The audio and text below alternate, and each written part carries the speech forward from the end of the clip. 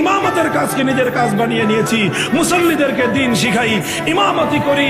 ইমামতি করা মানে হলো 5 ওয়াক্ত জামাত পড়ায় বাকি সময় ঘুমানো না। এই মসজিদের ইমাম সাহেব যারা আছেন শুধুমাত্র 5 ওয়াক্ত নামাজ পড়াবেন, ফজর থেকে জোহর পর্যন্ত ঘুম, জোহর থেকে আসর পর্যন্ত ঘুম, আসর থেকে মাগরিব পর্যন্ত ঘোরাঘুরি, মাগরিব থেকে এশা পর্যন্ত আড্ডাবাজি, এশার পরে আবার ঘুম। এর নাম ইমামতি? এর নাম হলো ইমামতির চাকরি। কোন চাকরের জন্য ইমামতি করা জায়েজ নাই। আবার আমার শব্দটা খেয়াল করে শুনেন, যারা ইমামতির চাকরি করেন তাদের পিছনে নামাজ পড়াও জায়েজ নাই, তাদের ইমামতিও জায়েজ নাই। কারণ চাকরি করে যারা, সে চাকর। কোন চাকর মানে যে যাকে আপনি চাকর মনে করেন তার পিছনে আপনি ইমাম ইক্তেদা করলে নামাজ সহি হবে না। এই জন্য আপনাকে নামাজের শুরুতে ইক্তেদা করতে হয় কি, ইক্তেদাই তো বিহাজা চাকর। কি বলেন? ইক্তাদাইতু বিহাযাল ইমাম। ইমাম মানে হলো এই মসজিদের যত মুসল্লি আছে অন্তত প্রত্যেকটা মুসল্লির দ্বীনি জিম্মাদারি আদায় করার নাম হলো ইমামতি।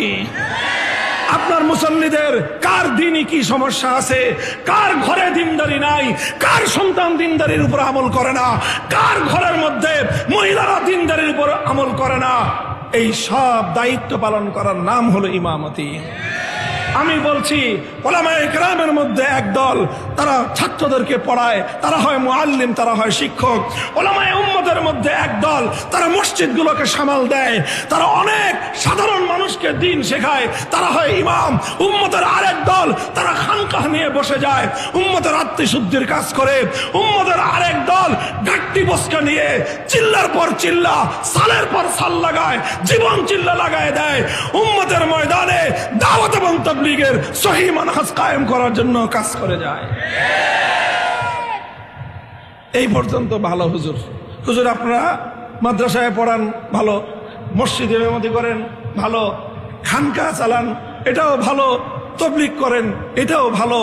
এত কিছু করার পরে আবার রাজনৈতিক নেতা হইতে চান কেন? এটাই হলো মূর্খতা, এটাই হলো জাহেলিয়াত। এই জাহেলিয়াতের কবর রচনা করতে হবে।